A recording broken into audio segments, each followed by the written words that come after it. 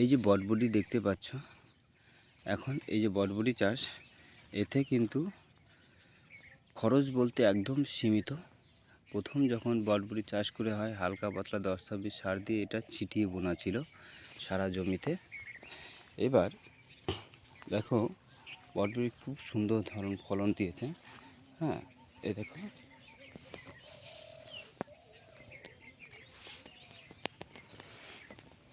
এই বটবটি গাছে বর্তমানে এখন যেহেতু গাছ এরা মেটে গেছে, এটা যখন বর্ষা থাকবে না, দুপুর টাইমটা হালকা পাতলা কটা সার 15 বা 16 সার দিয়ে দিতে পারো। তাছাড়া না দিলেও বর্তমান সময় সমস্যা নেই, কিন্তু মূল্য সার দেওয়া ছিল। এবার কথা আছে, এটা ধসা সার হিসেবে তুমি ন্যাটিবোটা ব্যবহার করতে পারো, বা ধসা সার নানা রকম ওষুধ আছে সেটা ব্যবহার করতে পারো। এবার আসি পোকার কথা। দেখো বটবটির গঠনটা খুব সুন্দর গঠন।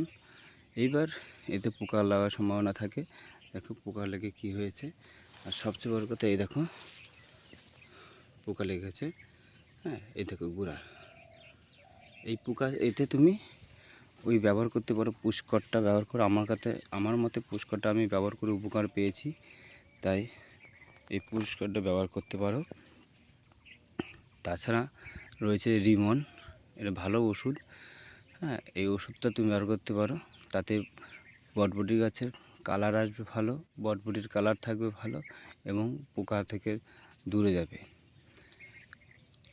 এটা ব্যবহার করবে 1 থেকে 1.5 ml করে প্রতি লিটার জলে বিকেল 5টা থেকে 5:30টার মধ্যে। বটবটি গাছের সুন্দর ফলন দেখো। আর এতে খরচ বলতে আর বেশি নেই, এই সামান্য খরচ, কিন্তু এটা বটবটি কিন্তু আর প্রতিদিন ভালো সুন্দর একটা মোটা অঙ্কের টাকা দিয়ে যায়।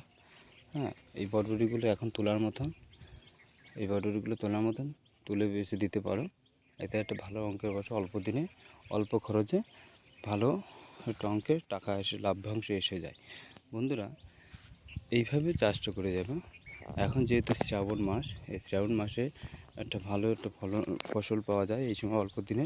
পরবর্তীকালে তুমি সরষে বা লাগাতে পারো বটবটি শেষের পরে, বা ধনে লাগাতে পারো। ঠিক আছে বন্ধুরা, যদি ভিডিওটি ভালো লেগে থাকে লাইক, কমেন্ট ও সাবস্ক্রাইব করে পাশে থেকো।